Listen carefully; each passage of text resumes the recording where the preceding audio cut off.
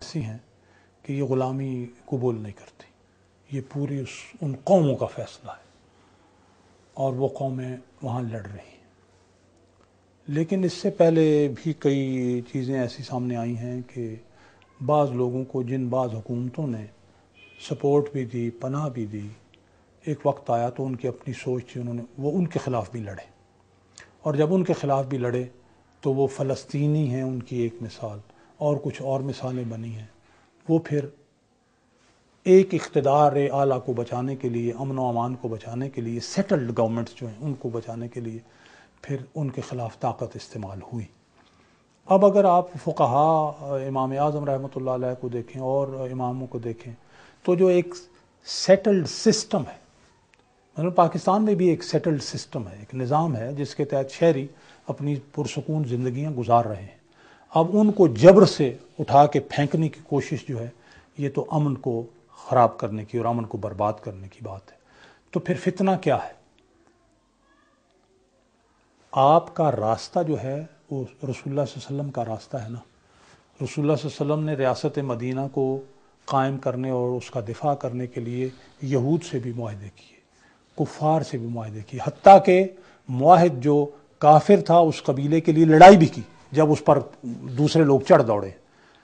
تو ہمیں یہ دیکھنا ہوگا کہ اسلام میں جو ایک نظام موجود ہے پاکستان میں، اس نظام کو ہم گریجولی، مرحلہ وار اسلام کی طرف ہم نے لے کے جانا ہے، اور یہ بندوق اٹھا کے اور کلاشنکوف اٹھا کے یا اور کوئی یہ دھماکے کر کے تو ہم اس معاشرے کو اس طرف نہیں لے کے جا سکتے۔ اگر کہیں رسول اللہ صلی اللہ علیہ وسلم نے ایسا کیا تو مجھے بتا دیجیے، اگر آپ صلی اللہ علیہ وسلم نے یہ نہیں کیا تو پھر کسی اور کو کرنے کا کیا حق پہنچتا ہے؟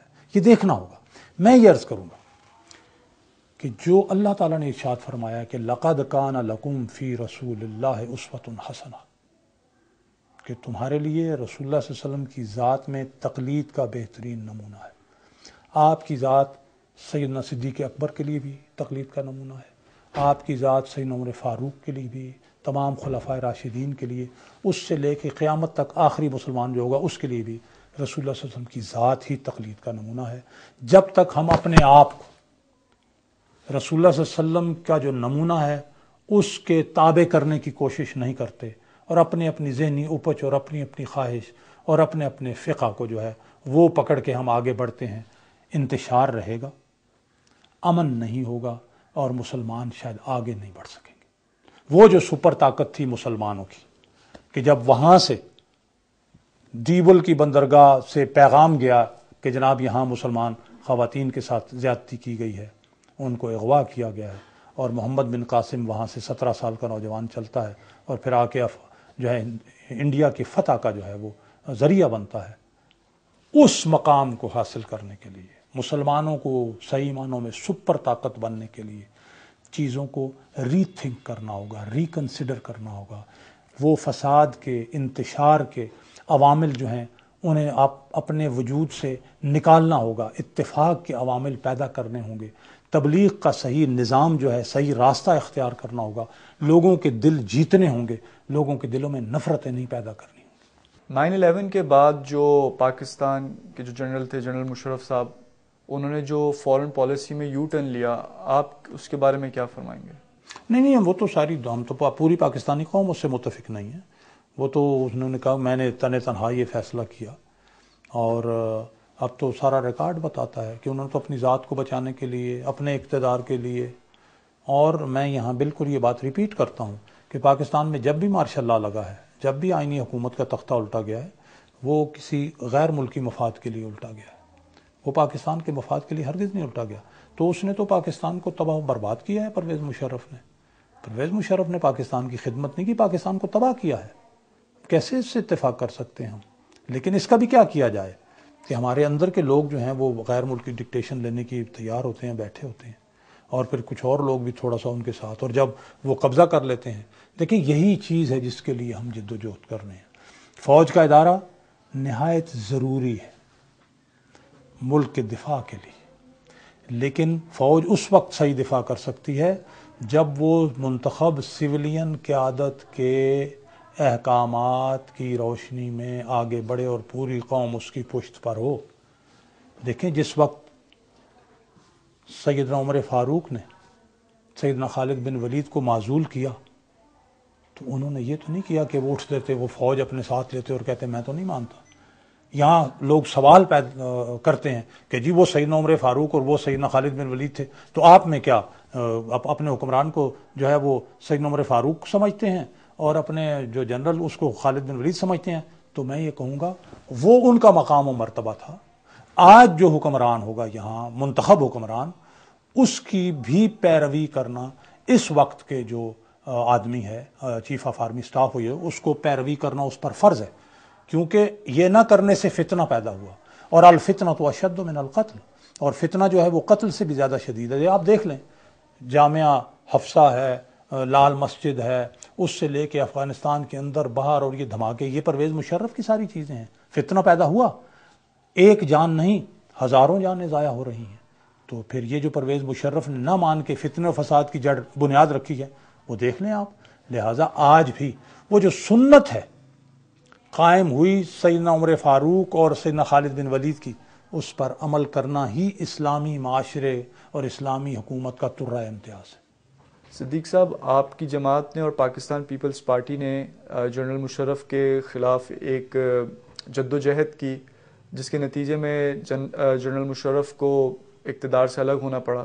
میں یہ جاننا چاہوں گا جس مقصد کے لیے آپ نے جدوجہد کی تھی وہ مقصد آپ کو حاصل ہوا؟ دیکھیے، ہم نے یہ کوشش کی کہ وہ بھی ایک جمہوری پارٹی، ہم بھی ایک جمہوری پارٹی ہیں۔ الحمدللہ کہ ہم نے زیادہ بہتر سبق سیکھا ہے پاکستان کی تاریخ سے، اور ہم نے ان کے ساتھ مل کے اس نظام کو سیدھا کرنے کی کوشش کی۔ اس میں ان کی وعدہ خلافیاں آڑے آئیں، لیکن اس کی وجہ سے جب انہوں نے وعدہ خلافی کی، عوام نے ہمارا ساتھ دیا، اور عدلیہ اللہ کے فضل و کرم سے، عوام کے تعاون سے، اللہ تعالیٰ کی مہربانی سے ہم نے بحال کرا لی۔ اب دوسرا اہم ترین مقصد ہے آئین کا بحال کرنا۔ وہ نہیں کر رہے، لیکن ہمارا دباؤ موجود ہے، اور عین ممکن ہے کہ ہم پرامن طور پر اس دباؤ کو، ہماری قیادت جو ہے وہ یہ محسوس کرے کہ آنے والے 2-3 مہینے میں کسی وقت بھی ایک عوامی دباؤ ان پر ڈالا جائے اور عوام کی عدالت میں جایا جائے۔ تو میں سمجھتا ہوں یہ گریجولی، اب اگر ہم ڈنڈے لے کے اور لٹھ لے کے باہر نکل پڑیں، فساد ہوگا۔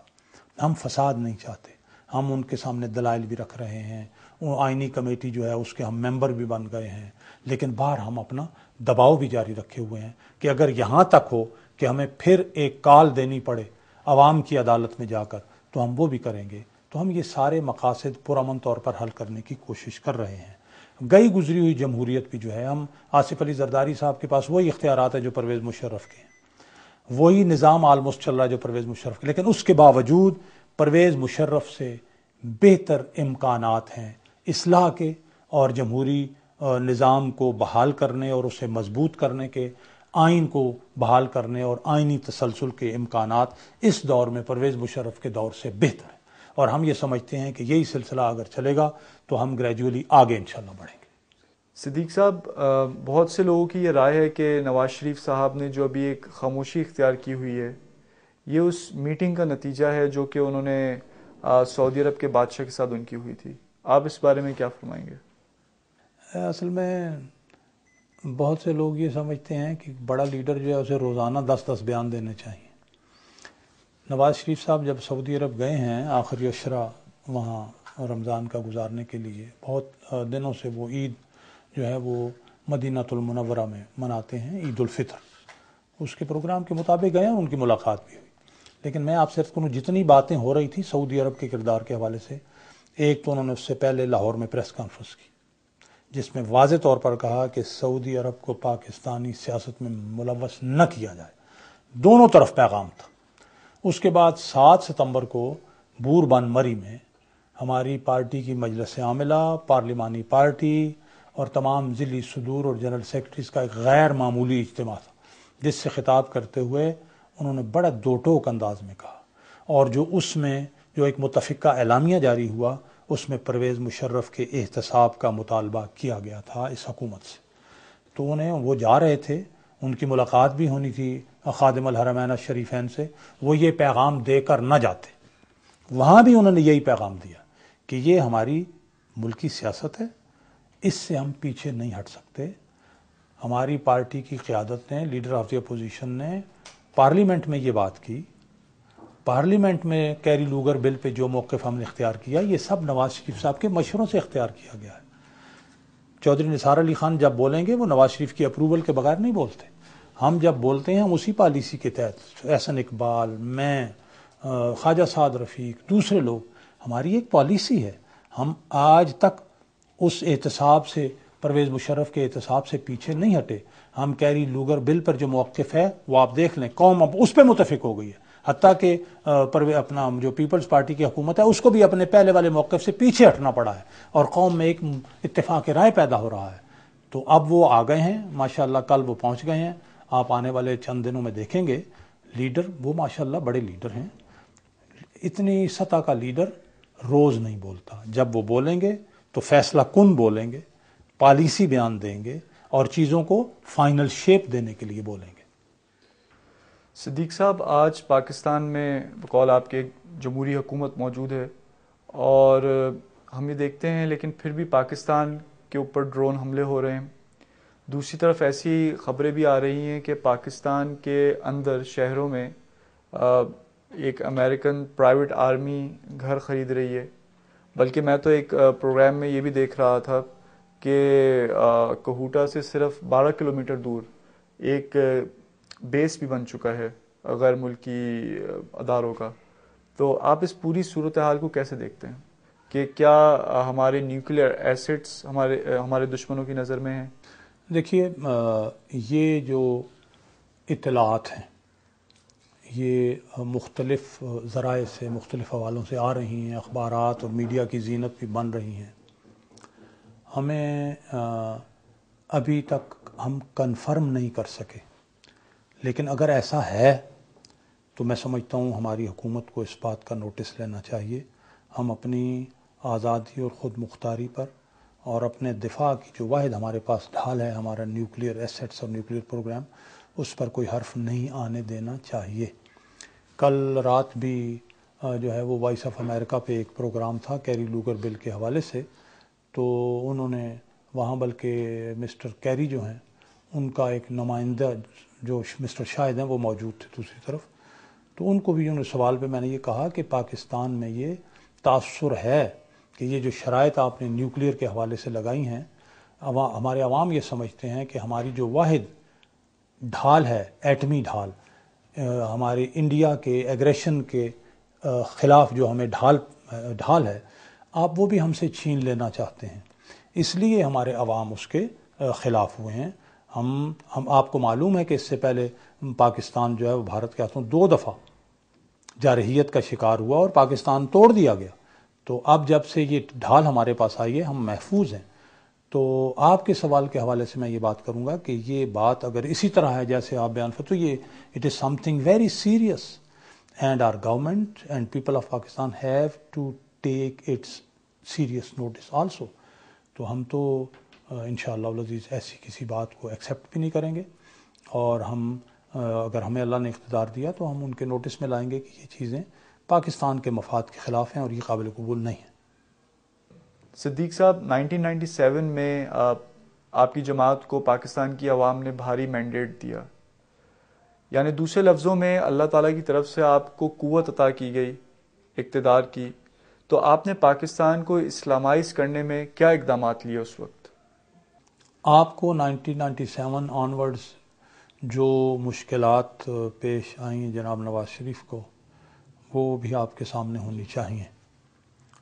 اس وقت ایک تو فوری طور پر جو اس وقت کے صدر تھے انہوں نے سازش شروع کر دی نواز شریف حکومت کو گرانے کی. اس وقت کے چیف جسٹس جو تھے جسٹس سجاد علی شاہ، ان کو اپنے ساتھ ملا لیا اور وہ ایک بڑی مہم چلی جس سے اللہ نے کیا کہ ہم بڑی مشکل سے اور اللہ کی مہربانی سے نکلے.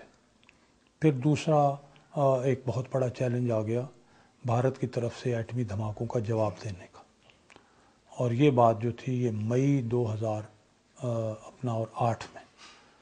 تو ہمیں مجبوراً پاکستان کی سلامتی، پاکستان کی خود مختاری کے تحفظ کے لیے، یعنی ایٹمی گھوڑے جو تھے وہ ان کا مظاہرہ کرنا پڑا. اور ہم نے جب ان کے 5 کے مقابلے میں 6 دھماکوں سے ان کا جواب دیا تو دنیا نے ہم پر اقتصادی پابندیاں لگا دی، اور ان اقتصادی پابندیوں سے نکلنے کے لیے آپ کو معلوم ہے ساتھ ہی ساتھ ہم اسلامائزیشن کے لیے کچھ کام کر رہے تھے، تو اس حوالے سے بھی آپ کو پتہ ہے دنیا نے کتنا سخت رد عمل کہ ہم شاید کوئی نواز شریف صاحب پتہ نہیں امیر المومنین بننے جا رہے ہیں۔ ذرا وضاحت کریں گے جی اسلامائز کے حوالے سے؟ جی وہ ہم یہاں سے پاس ہوا نا کہ ہم نے معاشرے کو قومی اسمبلی سے پاس ہوا کہ ہم نے اس کو اسلامی خطوط پر استوار کرنا ہے، سینٹ میں ہم نہیں کر سکے لیکن ایک پروپیگنڈا ہوا۔ دوسری بات یہ ہے میں آپ سے عرض کروں کہ ہم اسلام کو ایک ایولیوشنری سسٹم کے ذریعے نافذ کرنا چاہتے ہیں۔ یہ اسلام اس طرح سے نہیں نافذ ہوگا کہ ایک دم اوپر سے آج کوئی یہ کہے کہ ہم سارے مسلمان تو ہیں ہی نا تو لہٰذا فوراً نافذ کر دیا جائے، نہیں ہے۔ جیسے اللہ تعالیٰ نے بھی کہا یا ایھا الذین آمنوا آمنو، اس وقت جب قرآن پاک اتر رہا تھا اس وقت صحابہ کو بھی، صحابہ میں سے بعض کو یہ کہا کیا ایمان لانے والو مسلمان مومن بنو جس طرح کے مومن بننے کا حق ہے۔ تو اس میں ایک بہت سے لوگ، میری سمجھ میں نہیں آتا کہ اللہ تبارک و تعالیٰ اور جناب محمد مصطفیٰ صلی اللہ علیہ وسلم نے جس حکمت سے اسلام کو نافذ کیا ہے اور جس جو ہے وہ اس کو کیا کہتے ہیں مرحلہ وار نافذ کیا ہے تدریج سے، لوگ اس کو سمجھتے نہیں ہیں۔ اور جو آدمی ہے وہ یہ سمجھتا ہے کہ جہاد جو ہے آپ صلی اللہ علیہ وسلم نے یہ کہہ دیا کہ مسلمان اپنی طاقت سے جو ہے وہ پہلا درجہ تو یہ ہے کہ اپنی زور سے جو ہے وہ غیر اخلاقی اور غیر اسلامی چیزوں کو ختم کرے، دوسرا درجہ یہ ہے کہ وہ زبان سے، اور تیسرا درجہ یہ ہے کہ وہ دل میں۔ اب اگر ہر دوسرا آدمی یہ سمجھے کہ یہ غلط بات ہے میں نے اس کو اپنے طاقت سے روکنا ہے، گلی گلی محلے محلے فساد ہوگا۔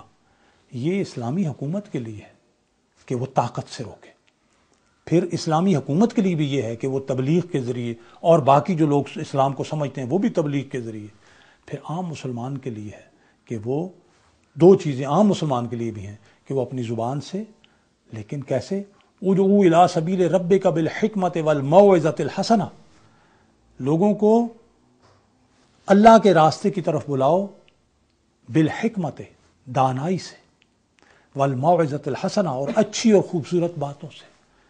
اب ہم لٹھ لے کے اگر یہ کام کریں گے تو خدا تعالیٰ کی اس حکم کی خلاف ورزی کر رہے ہوں گے۔ پھر یہ بھی کہا گیا کہ تم اپنا جو مخالف ہے یا اس سے پیار اور محبت سے بات کرو، وہ یہ ہوگا کہ وہ تمہارا گرم جوش دوست بن جائے گا۔ ہم کیا یہ بات کرتے ہیں؟ ہم تو بیٹھ کے نفرتیں جو ہے پھیلانے کی کوشش کرتے ہیں، ہم تو جبر کی بات کرتے ہیں، ہم تو زبردستی کی بات کرتے ہیں۔ ان سے ہمیں گریز کرنا ہوگا۔ یہ حکومت کے لیے بھی ہے، یہ عوام کے لیے بھی ہے۔ اور اگر کسی طرح سے یہ غلط کنسیپٹ کہ ہم نے طاقت سے، اور میں اٹھ کے اور دوسرا آدمی اٹھ کے، گلی گلی فتنہ ہو جائے گا، اس کے نتیجے میں قتل و استہلاک ہوگا، معاشرے میں فساد برپا ہو جائے گا۔ صدیق صاحب، جیسے کہ ہم نے دیکھا غزہ میں جو حالات ہوئے تھے یا جو کشمیر میں جو حالات ہیں، اسی طرح جو افغانستان میں غیر ملکی افواج وہاں قابض ہیں، تو وہاں کے جو مسلمان ہیں اپنے دفاع کے لیے کیا وہ ہتھیار نہیں اٹھا سکتے؟ نہیں، ذاتی طور پر کوئی دفاع کرنے کی اگر کوئی بات ہے جی، میں تو پھر آپ سے عرض کروں گا کہ وہ سویلینز، وہ مسلمان جو یہ سمجھتے ہیں کہ یہ ظلم ہو رہا ہے، تو اس کا راستہ تو کوئی ہوگا نا جو رسول اللہ صلی اللہ علیہ وسلم نے اختیار کیا۔ دیکھیں آل یاسر پر کیا ظلم نہیں ہوئے، اور وہ تڑپے تو آپ نے فرمایا صبر، اے آل یاسر صبر کرو۔ سیدنا بلال پر کیا ظلم نہیں ہوئے رضی اللہ تعالیٰ عنہ پر۔ وہ ساری صورتحال سے نکل کے جب آپ صبر اختیار کرتے ہوئے اپنے اس مضبوط موقع پر قائم رکھیں گے، اور آپ کے وہ لوگ جو دین کا علم رکھتے ہیں وہ تبلیغ کے ذریعے تبدیلی نہیں لاتے اور معاملات اپنے ہاتھ میں لے لیتے ہیں اور جو ہے طاقت کی اور اسلحے کی زبان میں بات کرتے ہیں، کیا رسول اللہ صلی اللہ علیہ وسلم کو اللہ تعالیٰ یہ اجازت نہیں دے سکتے تھے کہ آپ جب یہ ابو جہل یہ جو کچھ کر رہے ہیں، یا اس وقت جب شعب ابی طالب میں بنو ہاشم جو ہیں وہ مقید کر دیے گئے، بنو ہاشم کے پاس بھی کچھ تلواریں اور کچھ طاقت تو ہوگی، لیکن اللہ تبارک و تعالیٰ نے اس وقت اجازت نہیں دی۔ آپ یہ دیکھیں کب اللہ تعالیٰ نے آ کے مدینہ منورہ میں جب ریاست قائم ہوگی تو کب اجازت دی کہ ہاں اب تم پکڑو جہاں ملے ان کو مارو۔ وہ سارا راستہ اختیار کرنا ہوگا۔ ہمارے پاس تو وہ لیڈرشپ بھی نہیں ہے، لیکن اس کا یہ مطلب نہیں ہے کہ ہم تبلیغ کا راستہ اختیار نہ کریں۔ آج جن لوگوں نے اپنے ہاتھوں میں قانون لیا تو آپ دیکھ لیجئے ہر جگہ مارے گئے، تو اگر یہ لوگ مزید مارے جائیں تو اس کا یہ مطلب ہوگا کہ اسلام کا نظام ہی پھر خدا نخواستہ ختم ہو جائے گا. تو ہمیں پہلے وہ سیاسی تبلیغ کے ذریعے وہ سیاسی طاقت حاصل کرنی ہے. وہ سیاسی طاقت حاصل ہو جائے تو پھر اس سیاسی اور دفاعی طاقت کو بڑی حکمت سے استعمال کرنا ہے. یہی ہے راستہ جی، اور کوئی راستہ نہیں ہے. صدیق صاحب، آپ پاکستان کی ایک بڑی سیاسی جماعت کے ایک اہم لیڈر ہیں. پاکستان ایک مسلم ورلڈ میں اپنا ایک خاص مقام رکھتا ہے. ایک تو اس کے پاس نیوکلیئر ایسٹس ہیں جو اور کسی اسلامی ملک کے پاس نہیں ہیں. دوسری طرف ہماری جو اسٹریٹجک لوکیشن ہے. تیسرا ہمارے پاس جو ریسورسز ہیں. آپ کیا سمجھتے ہیں کہ اگر آپ کو اللہ تعالیٰ پھر سے آپ کی جماعت کو اقتدار دیتا ہے پاکستان میں، تو آپ پاکستان کو اسلامائز کرنے میں کتنی پیش رفت کریں گے؟ کس حد تک جائیں گے؟ دیکھیے، میں آپ سے عرض کروں، الحمدللہ ہم مسلمان ہیں اور اسلام پر ہمارا ایمان، یقین، اعتقاد، اعتماد بہت سے لوگوں سے زیادہ ہے. ہم پہلے تو اس پاکستان کو جن مشکلات میں، جس دلدل میں دھکیل دیا گیا ہے، ہم اس کو اس دلدل سے نکالیں گے. جو اسلام کے حوالے سے جو غلط فہمیاں پیدا ہوئی ہیں نیشنل اور انٹرنیشنل لیول پر، ہم انہیں دور کریں گے. ہم ان اداروں کو تقویت دیں گے جو لوگوں کے ذہنوں کو تبدیل کریں، لوگوں کے دلوں کو تبدیل کریں، تاکہ اندر سے آواز آئے کہ ہاں ہمیں یہ سسٹم چاہیے. تو اسلام میں جس طرح سے ادارے بننے چاہیے، ہم وہ ادارے انشاءاللہ العزیز بنانے کی کوشش کریں گے بائی ایولیوشن. ہم دنیا کو یہ نہیں دعوت دے دیں گے کہ جناب علی، وہ جیسے کہتے ہیں نا کہ بھیڑوں کے چھتے میں ہاتھ جا کے ڈالنا، وہ طریقہ تو ٹھیک نہیں ہوگا. ہم نے بھیڑوں کے چھتے میں ہاتھ نہیں ڈالنا. ہم نے تو سب کو پیار اور محبت کا پیغام دے کے اس طرف لانا ہے. آپ دیکھ لیں کہ امریکہ میں اس وقت جو اسلام قبول کرنے کی شرح ہے وہ دنیا میں سب سے زیادہ ہو گئی ہے. کیا وجہ ہے؟ کیا وہاں پاکستان نے جا کے کوئی کام کیا ہے؟ وہ پیغام پڑھنے پر لوگ جو ہیں وہ قرآن پاک اور اس کی تعلیمات کو پڑھ رہے ہیں، رسول اللہ صلی اللہ علیہ وسلم کی زندگی کو پڑھ کر وہ تبدیل ہو رہے ہیں. تو ہم اس حوالے سے، یعنی اگر یہاں ہم اپنا نظام درست کر لیں تو یہ پیغام خود بخود پاکستان کے بارڈر سے پار جائے گا. لیکن اگر یہاں ہی فتنہ و فساد جاری ہو، یہاں ہی ہم ایک دوسرے کی جان کے پیاسے ہوں، ایک دوسرے کو قتل کر رہے ہوں، مسلمان، کیا پیغام جائے گا کہ یہ مسلمان ہیں؟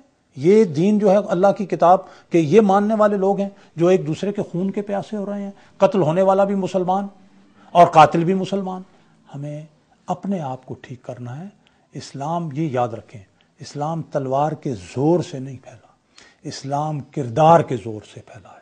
تو ہم یہ کوشش کریں گے کہ پاکستان، ریاست پاکستان اور پاکستان کے شہریوں کا کردار اتنا عمدہ ہو جائے، یہ اپنے مسائل اتنی عمدگی سے حل کر لیں کہ دنیا سمجھے کہ یہ نظام واقعی اگر ہم قبول کریں تو ہمارے مسائل بھی حل کر دیں گے. صدیق صاحب، میں آخر میں یہ چاہوں گا کہ آپ ہمارے جو ناظرین ہیں ان کو اپنا کوئی میسج دیں جو آپ دینا چاہیں. کہ یہ اللہ کی کتاب اور سنت رسول جو ہے وہ پڑھتے ہوئے جو پڑھ رہا ہو وہ یہ سمجھے کہ یہ میرے لیے ہے، کسی اور کے لیے نہیں.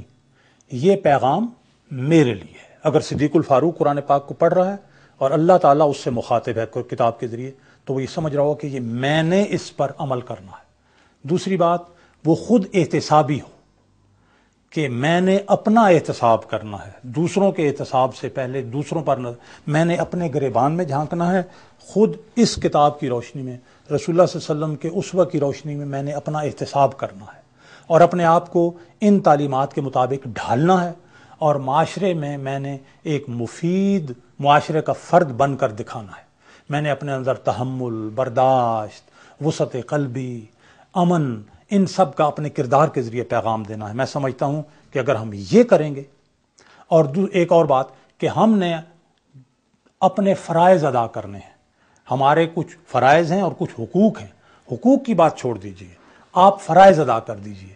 اسلامی معاشرے میں یا کسی معاشرے میں بھی جب شہری اپنا فرض ادا کرے گا تو اس کا فرض دوسرے کا حق ہے، اس کا فرض تیسرے کا حق ہے. ہم اپنے فرائض ادا کرنے شروع کر دیں، ہر ایک کو اس کے حقوق مل جائیں گے. اگر ان چیزوں پر ہم عمل کریں تو انشاءاللہ جس بھی معاشرے میں ہم ہوں گے ان کوششوں سے ہم ایک تو اسلام کا پیغام دیں گے، ہم اسلام کی طرف لوگوں کو رغبت دلا سکیں گے، اور اسلام کی جو قبولیت عامہ ہے ان کو بڑھائیں گے، اور جب اسلامی تعلیمات کے لیے قبولیت عامہ ہوگی تو پوری دنیا جو ہے امن کا، ترقی کا گہوارہ بن جائے گی۔ بہت بہت شکریہ صدیق صاحب۔ بڑی نوازش آپ کی بھی، میں اذان ٹی وی کا شکریہ ادا کرتا ہوں کہ انہوں نے یہ موقع دیا ہے۔ ناظرین، آج آپ نے مسلم لیگ نون کے اسپوکس مین جناب صدیق الفاروق صاحب کی باتیں سنی، ان کی سیاسی سوچ اور اسلام کے حوالے سے بھی انہوں نے جو اپنا اظہار خیال کیا، یقیناً آپ کی معلومات میں اضافہ ہوگا۔ مجھے اجازت دیجیے، انشاءاللہ نیکسٹ پروگرام کے ساتھ پھر سے حاضر ہوں گا۔ السلام علیکم ورحمۃ اللہ۔